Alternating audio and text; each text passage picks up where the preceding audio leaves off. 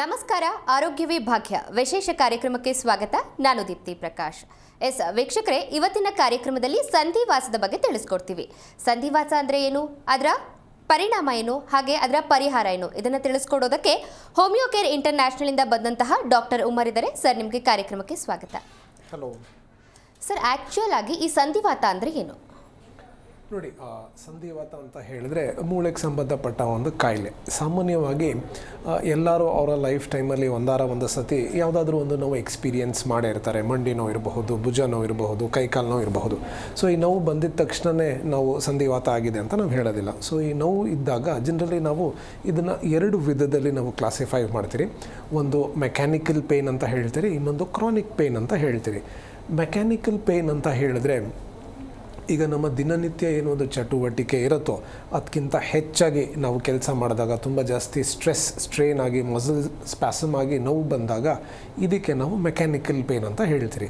So chronic pain ಅಂತ ನಾವು ಹೇಳಿದಾಗ ಒಂದು ಸಮಸ್ಯೆ ಲೈಕ್ ಫಾರ್ ಎಕ್ಸಾಂಪಲ್ ಮಂಡಿ ನೋವು ಇರಬಹುದು, ಭುಜ ನೋವು ಇರಬಹುದು, 4 ಅಥವಾ 5 ವಾರಕ್ಕಿಂತ ಹೆಚ್ಚಾಗಿದ್ದಾಗ ಆಗ ಇದಕ್ಕೆ ಒಂದು ಕ್ರಾನಿಕ್ ಪೇಯ್ನ್ ಅಂತ ನಾವು ಹೇಳ್ತೀರಿ. ಸೊ ಈ ಕ್ರಾನಿಕ್ ಪೇಯ್ನಲ್ಲಿ ಸಾಕಷ್ಟು ವಿಧಗಳಿದೆ. ಇದರಲ್ಲಿ ಈ ಒಂದು ಸಂಧಿವಾತ. ಸೊ ಸಂಧಿವಾತ ಅಂದರೆ ಬೇಸಿಕ್ಲಿ ಆರ್ಥ್ರೈಟಿಸ್. ಸೊ ಆರ್ತ್ರ ಅಂತ ಹೇಳಿದ್ರೆ ಮೂಳೆ, ನಂತರ ಐಟಿಸ್ ಅಂತ ಹೇಳಿದ್ರೆ ಇನ್ಫ್ಲಮೇಷನ್. ಸೊ ಮೂಳೆಯ ಮಧ್ಯ ಇನ್ಫ್ಲಮೇಷನ್ ಆಗ ಅದಕ್ಕೆ ನಾವು ಆರ್ಥ್ರೈಟಿಸ್ ಅಂತ ಹೇಳ್ತೀರಿ. ಸೊ ಇನ್ಫ್ಲಮೇಷನ್ ಅಂತ ಹೇಳಿದ್ರೆ ಯಾವುದೇ ಒಂದು ಎಫೆಕ್ಟೆಡ್ ಜಾಯಿಂಟ್ ಸ್ಪೇಸಲ್ಲಿ ನೋವು ಕಂಡುಬರೋದು, ಆ ಭಾಗದಲ್ಲಿ ಊತ ಕಂಡುಬರೋದು, ಆ ಭಾಗದ ಟೆಂಪ್ರೇಚರ್ ಹೆಚ್ಚಾಗೋದು, ಬಿಸಿಯಾಗೋದು, ನಂತರ ಆ ಭಾಗದಲ್ಲಿ ಏನೊಂದು ನಾರ್ಮಲ್ ಫಿಸಿಯಾಲಜಿ ಇರುತ್ತೋ ಅಂದರೆ ಆ ಒಂದು ಮೂವ್ಮೆಂಟ್ಸ್ ರೆಸ್ಟ್ರಿಕ್ಟ್ ಆಗ್ತಾ ಹೋಗುತ್ತೆ, ಅಥವಾ ಅದರ ಏನೊಂದು ಫಂಕ್ಷನಿಂಗ್ ಇರುತ್ತೋ ಆ ಫಂಕ್ಷನಿಂಗ್ ಕಡಿಮೆ ಆಗ್ತಾ ಹೋದಾಗ ಆಗ ಅದಕ್ಕೆ ನಾವು ಇನ್ಫ್ಲಮೇಟ್ರಿ ಸೈನ್ಸ್ ಆಗಿದೆ, ನಂತರ ಇದಕ್ಕೆ ನಾವು ಆರ್ಥ್ರೈಟಿಸ್ ಅಥವಾ ಸಂಧಿವಾತ ಅಂತ ಹೇಳ್ತೀರಿ. ಸೊ ಈಗ ನೋವು ಬಂದಿದ್ದ ತಕ್ಷಣವೇ ಇದಕ್ಕೆ ನಾವು ಸಂಧಿವಾತ ಅಂತ ಹೇಳೋದಿಲ್ಲ. ಸೊ ಈ 5 ಲಕ್ಷಣ ಇದ್ದರೆ ಮಾತ್ರ ಆಗ ಅದಕ್ಕೆ ನಾವು ಆರ್ಥ್ರೈಟಿಸ್ ಅಂತ ಹೇಳ್ತೀರಿ. ಈ ಸಂಧಿವಾತಕ್ಕೆ ಪ್ರಮುಖ ಕಾರಣಗಳಿರುತ್ತೆ, ಯಾವ್ದು ಕಾರಣಗಳು ಅಂತ? ಬೇಸಿಕ್ಲಿ ಈ ಒಂದು ಆರ್ಥ್ರೈಟಿಸ್ನ ನಾವು ನೋಡಿದಾಗ ಜನರಲಿ ಒಂದು ಸ್ಟ್ರಾಂಗ್ ಫೆಮಿಲಿಯಲ್ ಹಿಸ್ಟ್ರಿನ ನಾವು ನೋಡ್ತೀರಿ. ಅಂದರೆ ತಂದೆ ಅಥವಾ ತಾಯಿ ಅಥವಾ 2 ಪೇರೆಂಟ್ಸ್ಗೆ ಅಥವಾ ಅವರ ಬ್ಲಡ್ ರಿಲೇಷನ್ಸಲ್ಲಿ ಯಾರಲ್ಲಾದರೂ ಒಬ್ಬರಿಗೆ ಈ ಒಂದು ಸಮಸ್ಯೆ ಇದ್ದರೆ ಪರ್ಟಿಕ್ಯುಲರ್ ಪೇಷಂಟ್ಸ್ಗೂ ಕೂಡ ಈ ಒಂದು ಸಮಸ್ಯೆ ಬರಬಹುದು. ನಂತರ ನಾವು ನೋಡ್ತೀರಿ ನಮ್ಮ ದೇಹದಲ್ಲಿ ಕ್ಯಾಲ್ಶಿಯಂ ಕಡಿಮೆ ಆಗ್ತಾ ಹೋದಾಗ, ವಿಟಮಿನ್ ಡಿ ಕಡಿಮೆ ಆಗ್ತಾ ಹೋದಾಗ for a very long period of time ಈ ಒಂದು ಸಮಸ್ಯೆ ಆಗಬಹುದು. ನಂತರ ನಮ್ಮ ಬಾಡಿ ವೆಯ್ಟ್ ಹೆಚ್ಚಾಗ್ತಾ ಹೋದಾಗ ಸರ್ಟನ್ ವೆಯ್ಟ್ ಬೇರಿಂಗ್ ಜಾಯಿಂಟ್ಸ್ ಏನಿರುತ್ತೋ ಆ ಒಂದು ವೆಯ್ಟ್ ಬೇರಿಂಗ್ ಜಾಯಿಂಟ್ಸ್ ಮೇಲೆ ಪ್ರೆಷರ್ ಎಕ್ಸ್ಟ್ರಾ ಬೀಳ್ತಾ ಈ ಒಂದು ಸಮಸ್ಯೆ ಆಗಬಹುದು. ನಂತರ ಸರ್ಟನ್ ಏಜ್ ಗ್ರೂಪ್ಸಲ್ಲಿ ಈ ಒಂದು ಸಮಸ್ಯೆ ತುಂಬ ಕಾಮನ್ ಆಗಿ ನಾವು ನೋಡ್ತೀರಿ. 45-50 ವರ್ಷ ಆದಮೇಲೆ ನಮ್ಮ ದೇಹದಲ್ಲಿ ಸಾಕಷ್ಟು ವೇರ್ ಆ್ಯಂಡ್ ಟೇರ್ ಆಗುತ್ತೆ. ಸೊ ವೇರ್ ಆ್ಯಂಡ್ ಟೇರ್ ಆಗ್ತಾ ಈ ಒಂದು ಸಮಸ್ಯೆ ಬರುವ ಸಾಧ್ಯತೆಗಳು ಹೆಚ್ಚಾಗ್ತಾ ಹೋಗುತ್ತೆ. ನಮ್ಮ ದೇಹದಲ್ಲಿ ಒಂದು ಇಮ್ಯೂನ್ ಸಿಸ್ಟಮ್ ಇರುತ್ತೆ. ಸೊ ಒಂದು ವೇಳೆ ಈ ಇಮ್ಯೂನ್ ಸಿಸ್ಟಮ್ ನಮ್ಮ ಹೆಲ್ತಿ ಸೆಲ್ಸ್ನ ಟಾರ್ಗೆಟ್ ಮಾಡಿ ಡೆಸ್ಟ್ರಾಯ್ ಮಾಡ್ತಾ ಹೋದಾಗ ಆಗಲೂ ಕೂಡ ಈ ಒಂದು ಸಂಧಿವಾತ ಬರುವ ಸಾಧ್ಯತೆ ಹೆಚ್ಚಿರಬಹುದು. ನಮ್ಮ ಜೀವನ ಶೈಲಿ ನಾವು ಕರೆಕ್ಟಾಗಿ ಹಿಡ್ಕೊಂಡಿರಲಿಲ್ಲ ಅಂದರೆ ಫಾರ್ ಎಕ್ಸಾಂಪಲ್ ನಾವು ಯಾವುದೇ ಥರದ ಒಂದು ಫಿಸಿಕಲ್ ಆ್ಯಕ್ಟಿವಿಟಿ ಮಾಡ್ತಿರೋದಿಲ್ಲ, ಯಾವುದೇ ಎಕ್ಸಸೈಸ್ ಮಾಡ್ತಿರೋದಿಲ್ಲ, ಜಂಕ್ ಫುಡ್ ಮೇಲೆ ನಾವು ಡಿಪೆಂಡ್ ಆಗಿರ್ತೀರಿ, ಬಾಡಿ ವೆಯ್ಟ್ ಹೆಚ್ಚಾಗ್ತಿರುತ್ತೆ. ಸೊ ಇವೆಲ್ಲ ಇದ್ದಾಗಲೂ ಕೂಡ ಈ ಒಂದು ಸಮಸ್ಯೆ ಬರಬಹುದು. ಸರ್ಟನ್ ಕೇಸಸಲ್ಲಿ ನಾವು ನೋಡ್ತೀರಿ ಏನಾದರೂ ಇಂಜುರೀಸ್ ಆದಾಗ ಕರೆಕ್ಟಾಗಿ ಅದನ್ನು ಟ್ರೀಟ್ ಮಾಡಿರಲಿಲ್ಲ ಅಂದರೆ over a period of time ಈ ಒಂದು ಸಮಸ್ಯೆ ಆಗಬಹುದು. ಫ್ರೀಕ್ವೆಂಟಾಗಿ ವೈರಲ್ ಇನ್ಫೆಕ್ಷನ್ಸ್ ಅಥವಾ ಬ್ಯಾಕ್ಟೀರಿಯಲ್ ಇನ್ಫೆಕ್ಷನ್ಸ್ ಪದೇ ಆಗ್ತಾ ಇದ್ದಾಗಲೂ ಕೂಡ ಈ ಒಂದು ಸಮಸ್ಯೆ ಬರಬಹುದು. ಸೊ ಸಂಧಿವಾತ ಬರೋದಕ್ಕೆ ಸರ್ಟನ್ ಪೇಷಂಟ್ಸಲ್ಲಿ ಈ ಬರೀ ಒಂದು ಕಾರಣನ ನಾವು ನೋಡಬಹುದು, ಅಥವಾ ಒಂದು ಕಾಂಬಿನೇಷನ್ ಆಫ್ ಫ್ಯಾಕ್ಟರ್ಸಲ್ಲಿ ಈ ಒಂದು ಸಮಸ್ಯೆ ಬರುವ ಸಾಧ್ಯತೆಗಳನ್ನ ನಾವು ನೋಡಬಹುದು. ಸಂಧಿವಾತ ಅಂತ ಬಂದಾಗ ಒಂದಿಷ್ಟು ಟೈಪ್ಸ್ಗಳಿವೆ. ಯಾವೆಲ್ಲ ಟೈಪ್ಸ್ ಅಂತ ಸಂಧಿವಾತ ಅಂದಾಗ? ಸಂಧಿವಾತದಲ್ಲಿ ಸಾಕಷ್ಟು ಟೈಪ್ಸ್ನ ನಾವು ನೋಡ್ತೀರಿ. ಕ್ಲಿನಿಕಲಿ ಒಂದು 8-10 ಡಿಫ್ರೆಂಟ್ ಆರ್ಥ್ರೈಟಿಸ್ನ ನಾವು ತುಂಬ ಕಾಮನ್ ಆಗಿ ನಾವು ನೋಡ್ತೀರಿ. ಸೊ ಅದರಲ್ಲಿ ಪ್ರಮುಖವಾಗಿ ನಾವು ನೋಡುವಂಥದ್ದು ಆಸ್ಟಿಯೋ ಆರ್ಥ್ರೈಟಿಸ್ ಅಂತ ಹೇಳ್ತೀರಿ, ನಂತರ ರುಮೆಟೆಡ್ ಆರ್ಥ್ರೈಟಿಸ್ ಅಂತ ಹೇಳ್ತೀರಿ, ಗೌಟ್ ಅಂತ ಹೇಳ್ತೀರಿ, septic arthritis, psoriatic arthritis, infective arthritis, ankylosing spondylitis, ಈ ಥರ ಹಲವಾರು ಡಿಫ್ರೆಂಟ್ ಆರ್ಥ್ರೈಟಿಸ್ನ ನಾವು ನೋಡ್ತೀರಿ. ಸೊ ಈಗ ಈ ಎಲ್ಲ ಆರ್ಥ್ರೈಟಿಸಲ್ಲಿ ಲಕ್ಷಣಗಳು ನಾವು ನೋಡಿದಾಗ ಒಂದು ಜಾಯಿಂಟ್ ಪೇನ್ನ ನಾವು ಕಾಮನ್ ಆಗಿ ನಾವು ನೋಡ್ತೀರಿ. ಬಟ್ ಈಗ ಯಾವ ಜಾಯಿಂಟಲ್ಲಿ ನೋವು ಕಂಡು ಬರ್ತಾ ಇದೆ, ಅದರ ಜೊತೆ ಬೇರೆ ಯಾವ ಥರದ ಒಂದು ಸಿಮ್ಟಮ್ಸ್ ಇದೆ ಅಥವಾ ಯಾವ ಏಜ್ ಗ್ರೂಪಲ್ಲಿದೆ, ಇದ್ರ ಮೇಲೆ ಈ ಒಂದು ಡಿಫ್ರೆಂಟ್ ಆರ್ಥರೈಟಿಸ್ನ ನಾವು ನೋಡ್ತೀರಿ. ಫಾರ್ ಎಕ್ಸಾಂಪಲ್ ಈಗ ನಾನು ಹೇಳಿದೆ ಆಸ್ಟಿಯೋ ಆರ್ಥರೈಟಿಸ್ ಅಂತ ಹೇಳಿದೆ. ಈ ಆಸ್ಟಿಯೋ ಆರ್ಥರೈಟಿಸ್ ಸಾಮಾನ್ಯವಾಗಿ ನಾವು ನೋಡ್ತೀರಿ ಲಾರ್ಜರ್ ಜಾಯಿಂಟ್ಸಲ್ಲಿ ನಾವು ನೋಡ್ತೀರಿ. ಲಾರ್ಜರ್ ಜಾಯಿಂಟ್ಸ್ ಅಂತ ಹೇಳಿದ್ರೆ ನಮ್ಮ ಮಂಡಿ ಇರಬಹುದು, ಭುಜ ಇರಬಹುದು, ಹಿಪ್ ಜಾಯಿಂಟ್ ಇರಬಹುದು. ಇದರಲ್ಲಿ ಕಂಡುಬರುವಂಥ ನೋವಿಗೆ ನಾವು ಸಾಮಾನ್ಯವಾಗಿ ಆಸ್ಟಿಯೋ ಆರ್ಥರೈಟಿಸ್ ಅಂತ ಹೇಳ್ತೀರಿ. ಅದರಲ್ಲೂ ಕೂಡ ಮಂಡಿಯಲ್ಲೇ ಕಂಡುಬರುವಂಥದ್ದು ಸಮಸ್ಯೆ ತುಂಬ ಜಾಸ್ತಿ. ಇದು ಕೂಡ ಸರ್ಟನ್ ಏಜ್ ಗ್ರೂಪಲ್ಲಿ ನಾನು ಆಗಲೇ ಹೇಳ್ತಿದ್ದಂಗೆ ಈ ಒಂದು ಸಮಸ್ಯೆ 45-50 ಇಯರ್ಸ್ ಆದಮೇಲೆ ಈ ಒಂದು ಸಮಸ್ಯೆ ಬರುವ ಸಾಧ್ಯತೆ ಹೆಚ್ಚಿರುತ್ತೆ. ಇದೇ ಥರ ರುಮೆಟೈಡ್ ಆರ್ಥರೈಟಿಸ್ ಅಂತ ನಾನು ಹೇಳಿದೆ. ರುಮೆಟೈಡ್ ಆರ್ಥರೈಟಿಸ್ ಅಂತ ಹೇಳಿದ್ರೆ ನಮ್ಮ ದೇಹದ ಎಲ್ಲ ಜಾಯಿಂಟ್ಸ್ ಇನ್ವಾಲ್ವ್ಮೆಂಟ್ ಆಗೋದು, ಅಂದರೆ ಕೈ ಬೆರಳಿಂದ ಹಿಡಿದು ಎಲ್ಲ ಜಾಯಿಂಟ್ಸ್. ಫಾರ್ ಎಕ್ಸಾಂಪಲ್ ಒಂದೇ ಸಮಯದಲ್ಲಿ 5ಕ್ಕಿಂತ ಹೆಚ್ಚು ಜಾಯಿಂಟ್ ಇನ್ವಾಲ್ವ್ಮೆಂಟ್ ಆದಾಗ ಅದಕ್ಕೆ ನಾವು ಪಾಲಿ ಆರ್ಥರೈಟಿಸ್ ಅಂತ ಹೇಳ್ತೀರಿ. ಕೈ ಕಾಲು ಬೆರಳಲ್ಲಿ ನೋವು ಬರೋದು, ಭುಜದಲ್ಲಿ ನೋವು ಬರೋದು, ಮಂಡಿಯಲ್ಲಿ ನೋವು ಬರೋದು, ದೇಹದ ಎಲ್ಲ ಗಂಟಲ್ಲಿ ನೋವು ಬಂದಾಗ ಅದಕ್ಕೆ ನಾವು ರುಮೆಟೈಡ್ ಆರ್ಥರೈಟಿಸ್ ಅಂತ ಹೇಳ್ತೀರಿ. ಇದು ಯಂಗರ್ ಏಜ್ ಗ್ರೂಪ್ಸಲ್ಲಿ ನಾವು ನೋಡಬಹುದು. ಒಂದು 18ರಿಂದ 35 ವಯಸ್ಸೊಳಗಡೆ ಈ ಒಂದು ರುಮೆಟೈಡ್ ಆರ್ಥರೈಟಿಸ್ ತುಂಬ ಕಾಮನ್ ಆಗಿ ನಾವು ನೋಡ್ತೀರಿ. ಅದೇ ಥರ ಗೌಟ್ ಅಂತ ನಾನು ಹೇಳಿದೆ, ಕಾಲಿನ ಹೆಬ್ಬೆರಳಲ್ಲಿ ಮಾತ್ರ ನೋವು ಕಂಡು ಬಂದಾಗ ಅಥವಾ ಬರೀ ಹಿಮ್ಮಡಿಯಲ್ಲಿ ನೋವು ಕಂಡು ಬರ್ತಿದ್ದಾಗ ಇದಕ್ಕೆ ನಾವು ಗೌಟ್ ಅಂತ ಹೇಳ್ತೀರಿ.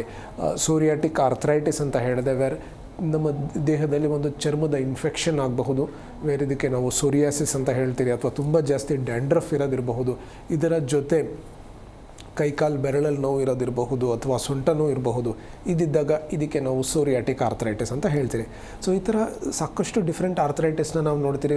ಎಲ್ಲ ಆರ್ಥರೈಟಿಸಲ್ಲಿ ಜಾಯಿಂಟ್ ಪೇನ್ ಒಂದು ತುಂಬ ಕಾಮನ್ ಆಗಿ ನಾವು ನೋಡ್ತೀರಿ. ಬಟ್ ಅದರ ಜೊತೆ ಆ ಪ್ರೆಸೆಂಟೇಷನ್ ಹೇಗಿದೆ, ಎಷ್ಟು ಜಾಯಿಂಟ್ ಇನ್ವಾಲ್ವ್ಮೆಂಟ್ ಆಗ್ತಾ ಇದೆ, ಏಜ್ ಗ್ರೂಪ್ ಏನಿದೆ, ಇದರ ಜೊತೆ ಬೇರೆ ಏನಾದರೂ ಪ್ರಿಸೀಡಿಂಗ್ ಡಿಸೀಸಸ್ ಇದೆಯಾ, ಇವೆಲ್ಲದರ ಮೇಲೆ ಡಯಾಗ್ನೋಸ್ ಮಾಡ್ತಾ ಈ ಒಂದು ಡಿಫ್ರೆಂಟ್ ಟೈಪ್ಸ್ ಆಫ್ ಆರ್ಥರೈಟಿಸ್ನ ನಾವು ನೋಡಬಹುದು. ಯಾವ ರೀತಿಯಾಗಿ ಈ ಸಂಧಿವಾತನ ಡಯಾಗ್ನೋಸ್ ಮಾಡ್ಬೋದು ಅಂತ? ಬೇಸಿಕ್ಲಿ ಈ ಒಂದು ಆರ್ಥರೈಟಿಸ್ನ ಡಯಾಗ್ನೋಸ್ ಮಾಡೋದಕ್ಕೆ there are 2 things, important things. ಒಂದು ಕ್ಲಿನಿಕಲ್ ಹಿಸ್ಟ್ರಿ. ಫಾರ್ ಎಕ್ಸಾಂಪಲ್ ಈಗ ಒಬ್ಬ ವ್ಯಕ್ತಿಯ ವಯಸ್ಸು ಎಷ್ಟಿದೆ, ಅದರ ಜೊತೆ ಈ ಒಂದು ಸಮಸ್ಯೆ ಏನು ತೊಂದರೆ ಆಗ್ತಿದೆ, ಯಾವ ಭಾಗದಲ್ಲಿ ನೋವು ಬರ್ತಾ ಇದೆ, ಎಷ್ಟು ದಿನದಿಂದ ನೋವು ಇದೆ, ಏನು ಮಾಡಿದಾಗ ನೋವು ಹೆಚ್ಚಾಗುತ್ತೆ, ಏನು ಮಾಡಿದ್ರೆ ನೋವು ಕಡಿಮೆ ಆಗುತ್ತೆ, ಇದರ ಜೊತೆ ಬೇರೆ ಏನಾದರೂ ತೊಂದರೆ ಆಗ್ತಾ ಇದೆಯಾ, ಜ್ವರ ಏನಾದರೂ ಬರ್ತಿದೆಯಾ, ತೂಕ ಕಡಿಮೆ ಆಗ್ತಿದೆಯಾ, ಇವೆಲ್ಲದ್ರ ಮೇಲೆ ಒಂದು ಪ್ರಿಲಿಮಿನರಿ ಡೇಟಾ ಮೇಲೆ ಒಂದು ಡಯಾಗ್ನೋಸಿಸ್ನ ನಾವು ಫಾರ್ಮ್ ಮಾಡಬಹುದು. ಸೊ ಇದರ ಜೊತೆ ಇದನ್ನು ಕನ್ಫರ್ಮ್ ಮಾಡೋದಕ್ಕೆ ಸರ್ಟನ್ ಬ್ಲಡ್ ಟೆಸ್ಟ್ಸ್ನ ನಾವು ಮಾಡ್ತೀರಿ, ಅಥವಾ ಅವಶ್ಯಕತೆ ಇದ್ದಾಗ ಎಕ್ಸ್ರೇ ಇರಬಹುದು ಅಥವಾ MRIನ ನಾವು ಮಾಡಿಸ್ತೀರಿ. ಫಾರ್ ಎಕ್ಸಾಂಪಲ್ ಈಗ ಒಬ್ಬ ವ್ಯಕ್ತಿ ಒಂದು ಮಹಿಳೆ, ಒಂದು 55 ವರ್ಷ ಮಹಿಳೆ ಬಂದು ಮಂಡಿ ನೋವು ಆಗ್ತಿದೆ ಅಂತ ಹೇಳಿದಾಗ ಇವರಲ್ಲಿ ಮೋರ್ ಲೈಕ್ಲಿ ಇದು ಆಸ್ಟಿಯೋ ಆರ್ಥರೈಟಿಸ್ ಇದೆ ಅಂತ ನಾವು ಹೇಳಬಹುದು. ಸೊ ಈ ಥರ ಇದ್ದಾಗ ಇದಕ್ಕೆ ನಾವು ಬರೀ ಒಂದು ಸಿಂಪಲ್ ಎಕ್ಸ್ರೇನ ನಾವು ಅಡ್ವೈಸ್ ಮಾಡ್ತೀರಿ. ಸೊ ಎಕ್ಸ್ರೇಯಲ್ಲಿ ಗೊತ್ತಾಗ್ತಾ ಹೋಗುತ್ತೆ. ಅದೇಗ ಒಂದು ವೇಳೆ ಯಂಗರ್ ಪೇಷಂಟ್, ಫಾರ್ ಎಕ್ಸಾಂಪಲ್ ಒಂದು 25-35 ವಯಸ್ಸವರು ಬರೀ ಒಂದು ಮಂಡಿಯಲ್ಲಿ ನೋವು ಬರ್ತಿದೆ ಅಂತ ಹೇಳಿದಾಗ ಇದು ಅನ್ಲೈಕ್ಲಿ, ಇದು ಆಸ್ಟಿಯೋ ಆರ್ಥರೈಟಿಸ್ ಇರುವ ಸಾಧ್ಯತೆ ತುಂಬ ಕಡಿಮೆ ಇರುತ್ತೆ. ಸೊ ಇದಕ್ಕೆ ನಾವು ಬೇರೆ ಥರದ ಪರೀಕ್ಷೆಗಳನ್ನ ನಾವು ಮಾಡಬೇಕಾಗತ್ತೆ. ಎಕ್ಸ್ರೇ ಇರಬಹುದು, ಅದರ ಜೊತೆ ಬೇರೆ ಬ್ಲಡ್ ಟೆಸ್ಟ್ಸ್ ಇರಬಹುದು, ಇವನ್ನೆಲ್ಲ ನಾವು ಮಾಡ್ತಾ ಹೋಗ್ತೀರಿ. ಅದೇ ಥರ ಈಗ ಒಂದು ಯಂಗರ್ ಏಜ್ ಪೇಷಂಟ್ಸೇ ಒಂದು 20 ಇಯರ್ಸ್ ಮಹಿಳೆ ಪೋಸ್ಟ್ ಪ್ರೆಗ್ನೆನ್ಸಿ ಅಥವಾ ಡ್ಯೂರಿಂಗ್ ಪ್ರೆಗ್ನೆನ್ಸಿ ಎಲ್ಲ ಮೈ ಕೈಯಲ್ಲಿ ನೋವು ಬರ್ತಾ ಇದೆ ಅಂತ ಹೇಳಿದಾಗ ಇವರಲ್ಲಿ ಮೋರ್ ಲೈಕ್ಲಿ ಇದು ರುಮೆಟೆಡ್ ಆರ್ಥರೈಟಿಸ್ ಇರುತ್ತೆ ಅಂತ ನಾವು ಅಂದ್ಕೊಳ್ತೀರಿ. ಸೊ ಇದಕ್ಕೆ ಒಂದು RA ಫ್ಯಾಕ್ಟರ್ ಅಂತ ಒಂದು ಟೆಸ್ಟನ್ನ ನಾವು ಮಾಡ್ತೀರಿ, ಅಥವಾ ಒಂದು ದೇಹದಲ್ಲಿ ಇನ್ಫ್ಲಮೇಷನ್ ಹೆಚ್ಚಾಗ್ತಿದೆಯಾ ಅಂತ ನೋಡೋದಕ್ಕೆ ಸರ್ಟನ್ ಇನ್ಫ್ಲಮೇಟ್ರಿ ಮಾರ್ಕರ್ಸ್ ಇರುತ್ತೆ. ಸೊ ಅದನ್ನು ಮಾಡಿಸಿ ಈ ಒಂದು ಪಾಸಿಟಿವ್ ಇದ್ದರೆ ಇದಕ್ಕೆ ರುಮೆಟೆಡ್ ಆರ್ಥರೈಟಿಸ್ ಇದೆ ಅಂತ ನಾವು ಹೇಳ್ತೀರಿ. ಸೊ ಈ ಥರ ಕ್ಲಿನಿಕಲ್ ಹಿಸ್ಟ್ರಿ, ಅದರ ಜೊತೆ ಈ ಥರದ ಒಂದು ಬ್ಲಡ್ ಟೆಸ್ಟ್ ಇರಬಹುದು, ಎಕ್ಸ್ರೇ ಇರಬಹುದು, MRI ಇರಬಹುದು, ಇದನ್ನು ಮಾಡಿ ಈ ಒಂದು ಕಾಯಿಲೆನ ನಾವು ಡಯಾಗ್ನೋಸ್ ಮಾಡ್ತೀರಿ. ಸಂಧಿವಾತ ಅಂತ ಹೇಳಿದಾಗ ಜೆನೆಟಿಕ್ಸ್ ಕೂಡ ಒಂದು ರೀತಿಯಲ್ಲಿ ಕಾರಣ ಆಗುತ್ತೆ ಅಂತ ಹೇಳಿದ್ರಿ. ಯಾವ ರೀತಿಯಾಗಿ ಜೆನೆಟಿಕ್ಸ್ ಕಾರಣ ಆಗುತ್ತೆ? ನೋಡಿ, ಈಗ ಒಬ್ಬ ವ್ಯಕ್ತಿಯಲ್ಲಿ ಫಾರ್ ಎಕ್ಸಾಂಪಲ್ ಈಗ ತಂದೆ ಅಥವಾ ತಾಯಿಯಲ್ಲಿ ಯಾರಿಗಾದ್ರೂ ಒಬ್ಬರಲ್ಲಿ ಈ ಒಂದು ಸಮಸ್ಯೆ ಡಯಾಗ್ನೋಸ್ ಆಗಿದ್ದಾಗ ಅವರ ಮಕ್ಕಳಲ್ಲಿ ಅವ್ರಿಗೆ ಒಂದು ವೇಳೆ 4 ಮಕ್ಕಳು ಇದ್ದರೆ ಆ 4 ಮಕ್ಕಳಲ್ಲಿ ಯಾರಿಗಾದ್ರೂ ಇಬ್ಬರಲ್ಲಿ ಈ ಒಂದು ಸಮಸ್ಯೆ ಬರಬಹುದು. ಸೊ ಇದಕ್ಕೆ ನಾವು ಒಂದು ಮೆಂಡೆಲೀಸ್ ಲಾ ಅಂತ ನಾವು ಹೇಳ್ತೀರಿ. ತುಂಬ ಕಾಮನ್ ಆಗಿ ನಾವು ನೋಡುವಂಥದ್ದು ಈ ಒಂದು ಆಸ್ಟಿಯೋ ಆರ್ಥರೈಟಿಸ್ ಇರಬಹುದು ಅಥವಾ ರುಮೆಟೆಡ್ ಆರ್ಥರೈಟಿಸ್ ಇರಬಹುದು, ಇದರಲ್ಲಿ ಸ್ಟ್ರಾಂಗ್ ಫ್ಯಾಮಿಲಿ ಹಿಸ್ಟ್ರಿನ ನಾವು ನೋಡಬಹುದು. ಅಂದರೆ ಅವರ ಬ್ಲಡ್ ರಿಲೇಷನ್ಸಲ್ಲಿ ಈ ಒಂದು ಸಮಸ್ಯೆ ಇದ್ದರೆ ಈ ಪರ್ಟಿಕ್ಯುಲರ್ ಪೇಷಂಟ್ಸ್ಗೂ ಈ ಒಂದು ಸಮಸ್ಯೆ ಬರಬಹುದು. ಅದಲ್ಲೂ ಕೂಡ ಸರ್ಟನ್ ಸರ್ ಮಾತಾಡೋಣ, ಒಬ್ರು ಕಾಲರ್ ಇದ್ದಾರೆ. ಓಕೆ, ಹಾಂ, ಶಾಂತಿ ಅವರೇ ಕೇಳಿಸ್ತಾ ಇದೆಯಾ? ಕೇಳಿಸ್ತಾ ಇದೆ. ಎಲ್ಲಿಂದ ಕಾಲ್ ಮಾಡ್ತಾ ಇರೋದು? ತುಮಕೂರಿನಿಂದ. ಡಾಕ್ಟರ್ ಇದ್ದಾರೆ, ಮಾತಾಡಿಮ್ಮ. ಸರ್ ನಮಸ್ತೆ. ಹಲೋ ಸರ್ ನಮಸ್ತೆ. ಕೇಳಿಸ್ತಾ ಇದೆ, ಮಾತಾಡಿ. ಸರ್ ನಮಗೆ ಮಂಡಿಯಲ್ಲಿ ಬಹಳ ನೋವಿತ್ತು ಸರ್. ಲಟ್ಕೆ ಬಂದಂಗೆ ಆಗುತ್ತೆ ರೆಗ್ಯುಲರ್ ಆಗಿ. ಏಳುವಾಗ ಕೂರುವಾಗ, ಬೆಳಗ್ಗೆ ಏಳುವಾಗ ಜಾಸ್ತಿ ಲಟ್ಕೆ ಬರುತ್ತೆ ಸರ್. ಹಾಗಾಗಿ ಏನಾದರೂ ಈ ಸಂಧಿವಾತದ ಸಮಸ್ಯೆ ಇರ್ಬೋದಾ ಅಂತ. ತಮ್ಮ ವಯಸ್ಸು ಎಷ್ಟಮ್ಮ?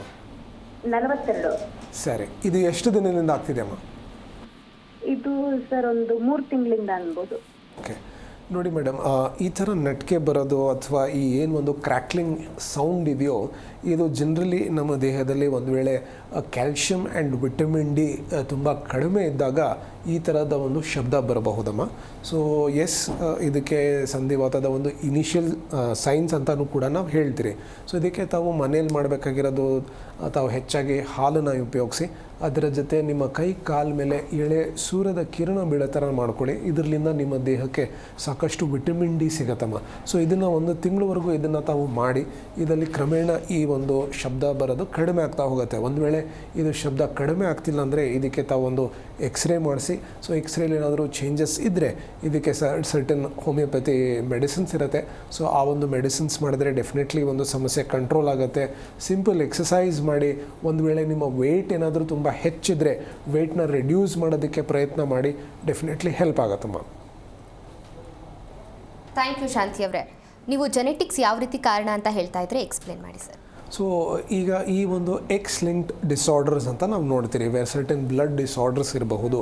ಸೊ ಇವರಲ್ಲಿ ಈ ಒಂದು ಸಮಸ್ಯೆ, ಈ ಆಸ್ಟಿಯೋ ಆರ್ಥರೈಟಿಸ್ ಏನಿದೆಯೋ ತುಂಬ ಸ್ಟ್ರಾಂಗ್ ಆಗಿ ರನ್ ಆಗುತ್ತೆ.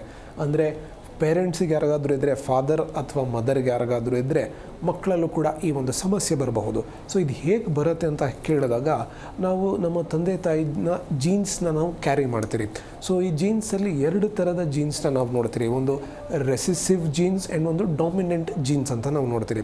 ಸೊ ರೆಸಿಸಿವ್ ಅಂತ ಹೇಳಿದಾಗ ಆ ಒಂದು ಜೀನ್ಸ್, ಅದರ ಒಂದು ಟ್ರಯೇಟ್ಸ್ ಏನಿರುತ್ತೋ ಅದು ಹೆಚ್ಚಾಗಿ ಆಚೆ ಬರೋದಿಲ್ಲ, ಅದು ಹಾಗೆ ಸಪ್ರೆಸ್ ಆಗಿರುತ್ತೆ. ವೆರಾಸ್ ಆ ಡಾಮಿನೆಂಟ್ ಜೀನ್ ಅಂತ ನಾವು ಹೇಳಿದಾಗ, ಸೊ ಆ ಡಾಮಿನೆಂಟ್ ಜೀನಲ್ಲಿ ಏನು ಒಂದು ಎಕ್ಸ್ಪ್ರೆಷನ್ ಇರುತ್ತೋ ಆ ಎಕ್ಸ್ಪ್ರೆಷನ್ ತುಂಬ ಹೆಚ್ಚಾಗಿ ಕಂಡುಬರುತ್ತೆ. ಈಗ ಫಾರ್ ಎಕ್ಸಾಂಪಲ್ ನಾವು ನೋಡ್ತೀರಿ ವೇರ್ ವಿ ರಿಸೆಂಬಲ್ ನಮ್ಮ ತಂದೆಗಿರಬಹುದು ಅಥವಾ ಗ್ರ್ಯಾಂಡ್ ಪೇರೆಂಟಿಗಿರಬಹುದು ಅಥವಾ ತಾಯಿ ಥರ ನಾವು ಇದ್ದೀರಿ ಅಂತ ಹೇಳ್ತೀರಿ. ಸೊ ಇಟ್ ಈಸ್ ಮೋರ್ ಅವನ್ನ ಜೀನ್ಸ್ನ ನಾವು ಕ್ಯಾರಿ ಮಾಡಿರೋದು.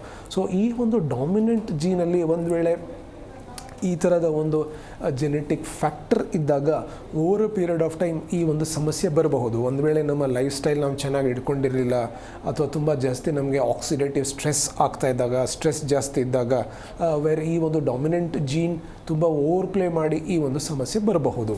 ಸರ್ ಮಾತಾಡೋಣ, ಇನ್ನೊಬ್ರು ಕಾಲರ್ ಕರೆ ಮಾಡಿದ್ದಾರೆ. ಹರೀಶ್ ಅವರೇ ಎಲ್ಲಿಂದ ಕರೆ ಮಾಡ್ತಿರೋದು? ಮೈಸೂರಿಂದ. ಡಾಕ್ಟರ್ ಇದ್ದಾರೆ, ಮಾತಾಡಿ ಸರ್. ಹಲೋ. ಅಲ್ಲ ಸರ್, ನಮ್ಮ ತಾಯಿಯವ್ರಿಗೆ 45 ವರ್ಷ ಆಗಿದೆ. ಓಕೆ. ಅವ್ರಿಗೆ ಕೈ ಬೆರಳೆಲ್ಲ ಊದ್ಕೋತಾ ಇರುತ್ತೆ, ಮತ್ತೆ ಮರ್ಗಡ್ತಂಗೆ ಆಗುತ್ತೆ ಕಾಲೆಲ್ಲ. ಎಷ್ಟು ದಿನದಿಂದ ಇದೆಯಪ್ಪ ಇದು? ಅದು 1 ಇಯರಿಂದ ಇದೆ. ಏನಾದರೂ ರಕ್ತದ ಪರೀಕ್ಷೆ ಮಾಡಿಸಿದ್ದೀರಪ್ಪ? ರಕ್ತದ ಪರೀಕ್ಷೆ ಮಾಡಿಸಿಲ್ಲ. ಅದ್ರ ಮೂಲ ಡಾಕ್ಟ್ರು ರೊಮಟಾಲಜಿ ಇದಕ್ಕೆ ಬರ್ಕೊಟ್ಟಿದ್ರು. ನೋಡಿಪ್ಪ, ನೀವು ಹೇಳ್ತಿರೋ ಲಕ್ಷಣ ಪ್ರಕಾರ ನಿಮ್ಮ ತಾಯಿಯವ್ರಿಗೆ ಈಗ ಎಲ್ಲ ಕೈ ಕಾಲಲ್ಲಿ ಬೆರಳಲ್ಲೆಲ್ಲ ಊತ ಬರ್ತಾ ಇದೆ, ನೋವು ಜಾಸ್ತಿ ಇದೆ, ಬೆಳಿಗ್ಗೆ ಎದ್ದಾಗ ಕೈ ಕಾಲು ಮರ್ಚಕ್ಕಾಗೋದಿಲ್ಲ, ಇವೆಲ್ಲ ಇದ್ದರೆ ಇದು ಒಂದು ರುಮೆಟೆಡ್ ಆರ್ಥರೈಟಿಸ್ ಅಂತ ಹೇಳ್ತೀರಪ್ಪ. ಸೊ ಈಗ ನೀವು ರುಮೆಟಾಲಜಿಗೆ ಬರೆದು ಕೊಟ್ಟಿದ್ದಾರೆ ಅಂತ ಹೇಳ್ತಿದ್ದಾರಲ್ಲ, ಸೊ ಈ ಸಮಸ್ಯೆ ಅದೇ ಇರಬಹುದು. ಸೊ ಇದು ಜನರಲಿ ನೋಡಿಪ್ಪ, ಈಗ ನೋವು ಇದೆ ಅಂತ ನೀವು ಬರೀ ಒಂದು ನೋವು ಮಾತ್ರೆ ತೊಗೊಳೋದಿರಬಹುದು, ಅಥವಾ ಒಂದು ಮಲಾಮ್ ಹಚ್ಚೋದಿರಬಹುದು, ಒಂದು ಎಣ್ಣೆ ಹಚ್ಚೋದಿರಬಹುದು, ಇದನ್ನು ಮಾಡೋಕ್ಕೆ ಹೋಗಬೇಡಿ. ಇದನ್ನು ಮಾಡಿದ್ರೆ ಆ ಕ್ಷಣಕ್ಕೆ ಅವ್ರಿಗೆ ನೋವು ಕಡಿಮೆ ಆಗಬಹುದು. ಬಟ್ ಈ ನೋವು ಏನಕ್ಕೆ ಆಗ್ತಾಯಿದೆ, ಒಂದು ವೇಳೆ ಅವರಲ್ಲಿ ಈ ಒಂದು ರುಮೆಟೆಡ್ ಆರ್ಥರೈಟಿಸ್ ಸಮಸ್ಯೆ ಇದೆಯಾ, ಅಥವಾ ಒಂದು ವೇಳೆ ಈ ಸಮಸ್ಯೆ ಇಲ್ಲದಿದ್ದರೆ ಬೇರೆ ಯಾವ ಕಾರಣದಿಂದ ಈ ಒಂದು ನೋವು ಬರ್ತಾ ಇದೆ. ಸೊ ಇದನ್ನು ನೋಡೋದು ತುಂಬ ಇಂಪಾರ್ಟೆಂಟಪ್ಪ. ಸೊ ಇದನ್ನು ಪರಿಶೀಲನೆ ಮಾಡೋದಕ್ಕೆ ಈ ಒಂದು ರಕ್ತದ ಪರೀಕ್ಷೆ ಇರಬಹುದು, ಎಕ್ಸ್ರೇ ಇರಬಹುದು, ತುಂಬ ಇಂಪಾರ್ಟೆಂಟ್. ಇದನ್ನು ಮಾಡಿಸಿ ಒಂದು ವೇಳೆ ಈ ಒಂದು ರುಮೆಟೆಡ್ ಆರ್ಥರೈಟಿಸ್ ಅಂತ ಇದೆ ಅಂತ ಇದ್ದಾಗ ಇದಕ್ಕೆ ಸರ್ಟನ್ ಹೋಮಿಯೋಪತಿ ಚಿಕಿತ್ಸೆ ಇರತ್ತಪ್ಪ. ಸೊ ಈ ಹೋಮಿಯೋಪತಿ ಚಿಕಿತ್ಸೆ ಮಾಡ್ತಾ ಹೋದಾಗ ಆ ಕ್ರಮೇಣ ಆ ನೋವಿರಬಹುದು, ಊತ ಇರಬಹುದು, ಏನು ಒಂದು ಈ ಇನ್ಫ್ಲಮೇಷನ್ ಆಗಿದೆಯೋ ಆ ಒಂದು ಇನ್ಫ್ಲಮೇಷನ್ ಕ್ರಮೇಣ ಸರಿಯಾಗ್ತಾ ಹೋಗುತ್ತೆ. ವೇರ್ ಬೈ ಅವ್ರಿಗೆ ಏನು ಒಂದು ತೊಂದರೆ ಇದೆಯೋ ಆ ತೊಂದರೆ ಕಡಿಮೆ ಆಗ್ತಾ ಹೋಗುತ್ತೆ. ಈ ಒಂದು ಆರ್ಥರೈಟಿಸ್ ಏನಿದೆಯೋ ಇದು ಒಂದು ಪ್ರೋಗ್ರೆಸಿವ್ ಡಿಸಾರ್ಡರ್ ಅಂತ ಹೇಳ್ತೀರಪ್ಪ. ಅಂದರೆ ಈ ಸಮಸ್ಯೆ ಒಂದು ದಿನ ಇದ್ದಂಗೆ ಇನ್ನೊಂದು ದಿನ ಇರೋದಿಲ್ಲ, ಇದು ಹೆಚ್ಚಾಗ್ತಾ ಹೋಗುತ್ತೆ. ಸೊ ಇದನ್ನು ನಿರ್ಲಕ್ಷ್ಯ ಮಾಡೋಕ್ಕೆ ಹೋಗಬೇಡಿ. ಸೊ ಇದಕ್ಕೆ ನಾನು ಹೇಳಿದಂಗೆ ಈ ಒಂದು RA ಫ್ಯಾಕ್ಟರ್, CRP, ESR ಈ 3 ಬ್ಲಡ್ ಟೆಸ್ಟನ್ನ ಮಾಡಿಸಿ ಇದರಲ್ಲಿ ಪಾಸಿಟಿವ್ ಅಂತ ಕಂಡು ಬಂದಾಗ ಇದಕ್ಕೆ ಸರ್ಟನ್ ಹೋಮಿಯೋಪತಿ ಚಿಕಿತ್ಸೆ ತೊಗೊಂಡ್ರೆ ಡೆಫಿನೆಟ್ಲಿ ಒಂದು ಸಮಸ್ಯೆ ಕಂಟ್ರೋಲ್ ಆಗತ್ತಪ್ಪ. Thank you Harish. ಈಗ ಲೈಫ್ ಸ್ಟೈಲ್ ಕೂಡ ಸಂಧಿವಾತ ಅಂತ ಬಂದಾಗ ಮ್ಯಾಟರ್ ಆಗುತ್ತೆ. ಯಾವ ರೀತಿಯಾದಂತಹ ಲೈಫ್ ಸ್ಟೈಲ್ಗಳು ಇದಕ್ಕೆ ಕಾರಣ ಆಗಬಹುದು ಅಂತ? ಲೈಫ್ ಸ್ಟೈಲ್ ತುಂಬ ಇಂಪಾರ್ಟೆಂಟ್. ನಾವು ಯಾವುದೇ ಒಂದು ಕಾಯಿಲೆ ಇರಬಹುದು, ಈಗ ಸಂಧಿವಾತ ಇರಬಹುದು ಅಥವಾ ಬೇರೆ ಯಾವುದೇ ಒಂದು ಡಿಸೀಸಸ್ನ ನಾವು ತಗೊಂಡಾಗ ಲೈಫ್ ಸ್ಟೈಲ್ ತುಂಬ ಇಂಪಾರ್ಟೆಂಟ್ ಆಗುತ್ತೆ. ಅದರ ಜೊತೆ ಈ ನಡುವೆ ನಾವು ನೋಡ್ತಿದ್ದೀರಿ ವೇರ್ ಫ್ರಮ್ ಪಾಸ್ಟ್ ಒಂದು 4 ವರ್ಷದಿಂದ ವರ್ಕ್ ಫ್ರಮ್ ಹೋಮ್ ಇರೋ ಒಂದು ಕಲ್ಚರ್ಲಿಂದ ನಾವು ನೋಡ್ತೀರಿ ಸುಮಾರು ಪೇಷಂಟ್ಸಿಗೆ ಬ್ಯಾಕ್ ಪೇನ್ ಇರಬಹುದು, ನೆಕ್ ಪೇನ್ ಇರಬಹುದು ಹೆಚ್ಚಾಗ್ತಾ ಇದೆ. ಸೊ ಈಗ ಲೈಫ್ ಸ್ಟೈಲ್ ಅಂತ ಹೇಳಿದಾಗ ನಾವು ಯಾವ ಥರದ ಒಂದು ಆಹಾರ ತೊಗೊಳ್ತಿದ್ದೀರಿ, ನಾವು ದಿನಕ್ಕೆ ಎಷ್ಟು ಮಟ್ಟಿಗೆ ನಡೀತೀರಿ, ಫಿಸಿಕಲ್ ಆ್ಯಕ್ಟಿವಿಟಿ ನಮ್ಮ ಹೇಗಿದೆ, ಸ್ಲೀಪಿಂಗ್ ಪ್ಯಾಟ್ರನ್ ಹೇಗಿದೆ, ಇವೆಲ್ಲವೂ ಕೂಡ ನಮ್ಮ ಲೈಫ್ ಸ್ಟೈಲಲ್ಲಿ ಡಿಪೆಂಡ್ ಆಗುತ್ತೆ. ಒಂದು ವೇಳೆ ನಾವು ಹೆಚ್ಚಾಗಿ ನಾವು ಯಾವುದೇ ಥರದ ಒಂದು ವ್ಯಾಯಾಮ ಮಾಡ್ತಾ ಇಲ್ಲ ಅಥವಾ ಫಿಸಿಕಲ್ ಆ್ಯಕ್ಟಿವಿಟಿ ನಮ್ಮಲ್ಲಿ ತುಂಬ ಕಡಿಮೆ ಇದ್ದರೆ ಗ್ರ್ಯಾಜುವಲಿ ನಮ್ಮ ದೇಹದ ವೇಟ್ ಹೆಚ್ಚಾಗ್ತಾ ಹೋಗುತ್ತೆ. ಸೊ ವೇಟ್ ಹೆಚ್ಚಾದಾಗ ನಮ್ಮ ಮಂಡಿ ಇರಬಹುದು, ಹಿಮ್ಮಡಿ ಇರಬಹುದು, ಸೊಂಟ ಇರಬಹುದು, ಇದಕ್ಕೆ ನಾವು ವೇಟ್ ಬೇರಿಂಗ್ ಜಾಯಿಂಟ್ಸ್ ಅಂತ ಹೇಳ್ತೀರಿ. ಸೊ ನಾವು ನಿಂತ್ಕೊಂಡಿದ್ದ ತಕ್ಷಣ ಇದ್ರ ಮೇಲೆ ನಮ್ಮ ಬಾಡಿ ವೇಟ್ ಬೀಳ್ತಾ ಹೋಗುತ್ತೆ. ಸೊ ಬಾಡಿ ವೇಟ್ ಹೆಚ್ಚಾಗ್ತಿದ್ರೆ ಈ ಮಂಡಿಯಲ್ಲಿರಬಹುದು, ಹಿಮ್ಮಡಿಯಲ್ಲಿ ವೇರ್ ಆ್ಯಂಡ್ ಟೇರ್ ಹೆಚ್ಚಾಗುತ್ತೆ. ಸೊ ಆ ವೇರ್ ಆ್ಯಂಡ್ ಟೇರ್ ಹೆಚ್ಚಾದಾಗ ಕ್ರಮೇಣ ನಾವು ಈ ಒಂದು ಸಮಸ್ಯೆ. ಕಾಲರ್ ಕರೆ ಮಾಡಿದ್ದಾರೆ. ಹೇಳಿಮ್ಮ, ಮೂಡ್ಬಿದ್ರೆಯಿಂದ ಕರೆ ಮಾಡಿರೋದು. ನಿಮ್ಮ ಹೆಸರೇನು ಅಂತ ಕೇಳಿಸ್ತಾ ಇದೆಯಾ? ಹಲೋ ಹಲೋ, ಮಾತಾಡಿ ಸರ್, ಕೇಳಿಸ್ತಾ ಇದೆಯಾ? ಕೇಳಿಸ್ತದೆ. ನಿಮ್ಮ ಹೆಸರೇನು? MV ಶೆಟ್ಟಿ. ಹೇಳಿ, ಜೋರಾಗಿ ಹೇಳಿ. MV ಶೆಟ್ಟಿ. NV ಶೆಟ್ಟಿ ಅಂತನಾ? ಡಾಕ್ಟರ್ ಇದ್ದಾರೆ, ಮಾತಾಡಿ. ಹಲೋ, ಹೇಳಿ ಸರ್. ಹೋಮಿಯೋಪತಿ ಸಂಧಿವಾತಕ್ಕೆ ಉಂಟಲ್ಲ ಮದ್ದು, ಅದು ಎಷ್ಟು ಸಮಯ ತಗೊಳ್ಬೇಕಾಗುತ್ತೆ? ನೋಡಿ ಸರ್, ಈಗ ಈ ಸಂಧಿವಾತ ಯಾವ ಸ್ಟೇಜಲ್ಲಿದೆ ಇದನ್ನು ನಾವು ನೋಡಬೇಕಾಗತ್ತೆ. ಸಾಮಾನ್ಯವಾಗಿ ಟ್ರೀಟ್ಮೆಂಟ್ ಮಾಡೋಕ್ಕಿಂತ ಮುಂಚೆ ಇದನ್ನು ನಾವು 3 ಸ್ಟೇಜಸಲ್ಲಿ ನಾವು ನೋಡ್ತೀರಿ. First stage, second stage and third stage ಅಂತ ಹೇಳ್ತೀರಿ. ಸೊ ಫಸ್ಟ್ ಸ್ಟೇಜಲ್ಲಿದ್ದಾಗ ಒಂದು ವೇಳೆ ಮೇಜರ್ ಸ್ಟ್ರಕ್ಚರಲ್ ಚೇಂಜಸ್ ಆಗಿರಲಿಲ್ಲ ಅಂದರೆ, ಈಗ ಎಕ್ಸ್ರೇ ನಾವು ಮಾಡಿದಾಗ ಎಕ್ಸ್ರೇಲಿ ಆ ಮೂಳೆ ಮಧ್ಯ ಸ್ಪೇಸ್ ತುಂಬ ಕಡಿಮೆ ಆಗಿಲ್ಲ, ನಾರ್ಮಲ್ ಆಗಿದ್ದು ನೋವು ಬರ್ತಿದ್ರೆ ಇದಕ್ಕೆ ನಾವು ಎಕ್ಸಸೈಸ್ನ ಅಡ್ವೈಸ್ ಮಾಡ್ತೀರಿ. ಅದರ ಜೊತೆ ಒಂದು ಶಾರ್ಟ್ ಟರ್ಮ್ ಮೆಡಿಕೇಷನ್ಸ್ ಕೊಡ್ತೀರಿ. ಅದನ್ನು ತೊಗೊಂಡ್ರೆ ಕ್ರಮೇಣ ಅದಾಗದೆ ಸರಿ ಹೋಗುತ್ತೆ.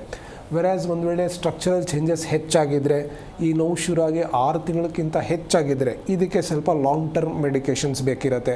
ಇದರ ಜೊತೆ ಆ ಪೇಷಂಟ್ ವಯಸ್ಸು ಎಷ್ಟಿದೆ, ಎಷ್ಟು ದಿನದಿಂದ ಈ ಒಂದು ಸಮಸ್ಯೆ ಇದೆ, ಅವರ ಬಾಡಿ ವೆಯ್ಟ್ ಎಷ್ಟಿದೆ, ಇದ್ರ ಮೇಲೆ ಈ ಒಂದು ಕಾಯಿಲೆನ ನಾವು ಈ ಕಾಯಿಲೆಗೆ ಎಷ್ಟು ದಿನದ ಚಿಕಿತ್ಸೆ ತೊಗೊಳ್ಬೇಕು ಅಂತ ಹೇಳ್ತೀವಿ. 6 ತಿಂಗಳಿಂದ ಉಂಟು, ಸ್ವಲ್ಪ ಬಾತ್ಕೊಂಡಿದೆ, ಸ್ವಲ್ಪ 6 ತಿಂಗಳಿಂದ ಉಂಟು. ಓಕೆ, ಇದು ಎಷ್ಟು ಖರ್ಚಾಗ್ಬೋದು? ನೋಡಿ, ಜನರಲಿ ಈಗ 6 ತಿಂಗಳಿಂದ ಈ ಒಂದು ಸಮಸ್ಯೆ ಇದ್ದರೆ ಇದಕ್ಕೆ ಈ ಒಂದು ಎಕ್ಸ್ರೇ ಆ್ಯಂಡ್ ಈ ಒಂದು ಬ್ಲಡ್ ಟೆಸ್ಟನ್ನು ನಾವು ಮಾಡಿಸಿ ಅದರಲ್ಲಿ ಎಷ್ಟು ಚೇಂಜಸ್ ಆಗಿದೆ ಅದನ್ನು ನೋಡ್ಕೊಂಡು, ನಿಮ್ಮ ಮೂಳೆ ಡೆನ್ಸಿಟಿ ಹೇಗಿದೆ ಅದನ್ನು ನೋಡ್ಕೊಂಡು ಅದ್ರ ಮೇಲೆ ಬಹುಶಃ ಒಂದು 6 ತಿಂಗಳಿರಬಹುದು ಅಥವಾ 1 ವರ್ಷದ ನಿಮಗೆ ಟ್ರೀಟ್ಮೆಂಟ್ನ ನಾವು ಕೊಡ್ತಾ ಹೋದರೆ ಕ್ರಮೇಣ ಈ ಒಂದು ಸಮಸ್ಯೆ ಕಂಟ್ರೋಲ್ ಆಗ್ತಾ ಹೋಗುತ್ತಪ್ಪ. Thank you NV Shetty. ಈಗ ಫುಡ್ ಲೈಫ್ ಸ್ಟೈಲ್ ಬಗ್ಗೆ ಮಾತಾಡ್ತಾ ಹೋದ್ವಿ. ಆಹಾರ ಅಂತ ಬಂದಾಗ ಆಹಾರ ಕೂಡ ಒಂದು ಪ್ರಮುಖ ಕಾರಣ ಆಗುತ್ತೆ. ಈ ಫುಡ್ಡನ್ನು ಪತ್ತೆ ಮಾಡಬೇಕು ಅಂತ ಏನಾದರೂ ಇದೆಯಾ ಸಂಧಿವಾತದಲ್ಲಿ? Yes, definitely yes. Certain arthritis certain ಆಹಾರ ತೊಗೊಂಡಾಗ ಹೆಚ್ಚಾಗುತ್ತೆ. ಫಾರ್ ಎಕ್ಸಾಂಪಲ್, ಒಂದು ಗೌಟ್ ಅಂತ ನಾನು ಹೇಳಿದೆ. ಸೊ ಈ ಗೌಟ್ ಏನಾಗುತ್ತೆ ಅಂದರೆ ನಮ್ಮ ದೇಹದಲ್ಲಿ ಒಂದು ಯೂರಿಕ್ ಆ್ಯಸಿಡ್ ಅಂತ ಒಂದು ಅಂಶ ಡೆವಲಪ್ ಆಗ್ತಾ ಹೋಗುತ್ತೆ. ಸೊ ಇದು ನಾವು ತುಂಬ ಜಾಸ್ತಿ ಪ್ರೋಟೀನ್ ರಿಚ್ ಫುಡ್ ತಗೊಂಡಾಗ, ಲೈಕ್ ತುಂಬ ಜಾಸ್ತಿ ನಾವು ಕಾಳುಗಳು ತಿನ್ನೋದಿರಬಹುದು. ಕಾಲರ್ ಇದ್ದಾರೆ. ಇಂದ್ರಮ್ಮ, ಹೇಳಿ, ಎಲ್ಲಿಂದ ಕರೆ ಮಾಡ್ತಿರೋದು? ಮೈಸೂರು ಮೇಡಮ್. ಮೈಸೂರಿಂದನಾ? ಡಾಕ್ಟರ್ ಇದ್ದಾರೆ, ಮಾತಾಡಿಮ್ಮ. ಹಲೋ, ಹಲೋ ಹೇಳಿ ಮೇಡಮ್. ಸರ್, ನನಗೆ ಸಂಧಿವಾತ ಇದೆ. ಓಕೆ, ಇದು ಕೈ ಕಾಲೆಲ್ಲ ಊತ ಬರುತ್ತೆ, ಮತ್ತೆ ಕಾಲು ಎಲ್ಲ ಊತ ಬರುತ್ತೆ. ಇದು ಜಾಯಿಂಟ್ ನೋವು ಬರುತ್ತೆ ಸರ್ ನನಗೆ. ಸರಿಮ್ಮ, ಎಷ್ಟು ದಿನದಿಂದ ಇದೆಯಮ್ಮ ಇದು? ಸರ್, ನನಗೆ ಇದು 1.5 ವರ್ಷದಿಂದ ಇದೆ. ನಿಮ್ಮ ವಯಸ್ಸು ಎಷ್ಟಮ್ಮ? ನೋಡಿ, ಈಗ ನಿಮಗೆ ಆಲ್ರೆಡಿ ಸಂಧಿವಾತ ಇದೆ, ಎಲ್ಲ ಕೀಳಲ್ಲಿ ನೋವು ಬರ್ತಾ ಇದೆ, ಊತ ಇದೆ ಅಂತ ಹೇಳ್ತಿದ್ದೀರಾ. ಸೊ ಇದು ಜನರಲಿ ರುಮೆಟೆಡ್ ಆರ್ಥರೈಟಿಸ್ ಇದ್ದಾಗ ಈ ಥರ ನಮ್ಮ ದೇಹದ ಎಲ್ಲ ಜಾಯಿಂಟ್ ನೋವು ಬರ್ತಾ ಹೋಗತ್ತಮ್ಮ. ಸೊ ಇದಕ್ಕೆ ತಾವು ಮಾಡಬೇಕಾಗಿರೋದು ಒಂದು ಈ ನೋವನ್ನ ಕಡಿಮೆ ಮಾಡೋದಕ್ಕೆ ನಾವು ಸರ್ಟನ್ ಮೆಡಿಕೇಷನ್ಸ್ನ ನಾವು ಕೊಡಬೇಕು. ಸೊ ಆ ನೋವು ಕಡಿಮೆ ಆಗ್ತಾ ಹೋದ ನಂತರ ಅದಲ್ಲಿ ಏನೊಂದು ಊತ ಇದೆಯೋ, ಈ ಒಂದು ಸಂಧಿವಾತ ಹೆಚ್ಚಾಗೋದಕ್ಕೆ ಏನೊಂದು ಕಾರಣ ಇದೆಯೋ ಆ ಒಂದು ಕಾರಣಕ್ಕೆ ನಾವು ಔಷಧಿ ಕೊಡಬೇಕಾಗತ್ತಮ್ಮ. ಸೊ ಅದ್ರ ಜೊತೆ ತಾವು ಮನೆಯಲ್ಲಿ ಹೆಚ್ಚಾಗಿ ಹಣ್ಣನ್ನು ಯೂಸ್ ಮಾಡಿ, ಹಣ್ಣು ತಿಂದಾಗ ನಿಮಗೆ ಈ ಏನು ಒಂದು ಊತ ಬರ್ತಿದೆಯೋ ಊತ ಕ್ರಮೇಣ ಕಡಿಮೆ ಆಗುತ್ತೆ. ಸೊ ಇದ್ರ ಜೊತೆ ಹಾಲು ಹೆಚ್ಚಾಗಿ ಉಪಯೋಗಿಸಿ, ವಿತ್ ದಟ್ ಕರೆಕ್ಟಾಗಿರುವಂಥ ಹೋಮಿಯೋಪತಿ ಚಿಕಿತ್ಸೆ, ಒಂದು ಕಾನ್ಸ್ಟಿಟ್ಯೂಷನಲ್ ಥೆರಪಿ ಅಂತ ನಾವು ಹೇಳ್ತೀರಮ್ಮ. ಸೊ ಈ ಒಂದು ಕಾನ್ಸ್ಟಿಟ್ಯೂಷನಲ್ ಥೆರಪಿ ಚಿಕಿತ್ಸೆ ತಾವು ಯೂಸ್ ಮಾಡ್ತಾ ಹೋದರೆ ಕ್ರಮೇಣ ಈ ನೋವು ಇರಬಹುದು, ಊತ ಇರಬಹುದು, ಕ್ರಮೇಣ ಕಡಿಮೆ ಆಗ್ತಾ ಹೋಗುತ್ತೆ. ಸಿಂಪಲ್ ಎಕ್ಸಸೈಸ್ ಮಾಡಿ, ಇದರಿಂದ ಡೆಫಿನೆಟ್ಲಿ ನಿಮಗೆ ತುಂಬ ಅನುಕೂಲ ಆಗತ್ತಮ್ಮ. Thank you Indramma. ಈಗ ಇನ್ನೊಬ್ರು ಕಾಲರ್ ಇದ್ದಾರೆ, ಪ್ರಶಾಂತ್ ಅಂತ. ಪ್ರಶಾಂತ್, ಕೇಳಿಸ್ತಾ ಇದೆಯಾ? ಹಾ ಮೇಡಮ್, ಕೇಳಿಸ್ತಾ ಇದೆ. ಎಲ್ಲಿಂದ ಕರೆ ಮಾಡಿರೋದು? ಮೇಡಮ್, ಶಿವಮೊಗ್ಗದಿಂದ. ಹಾ, ಡಾಕ್ಟರ್ ಇದ್ದಾರೆ, ಮಾತಾಡಿ. ಓಕೆ, ಕೊಡಿ ಮೇಡಮ್. ಹಲೋ, ಕೇಳಿಸ್ತಾ ಇದೆಯಾ ಪ್ರಶಾಂತ್? ಹಲೋ, ಕೇಳಿಪ್ಪ, ನಿಮ್ಮ ಪ್ರಶ್ನೆ ಕೇಳಿ.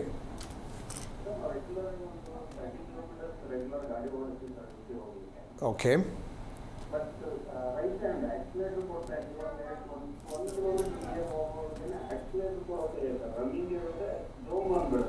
ಓಕೆ,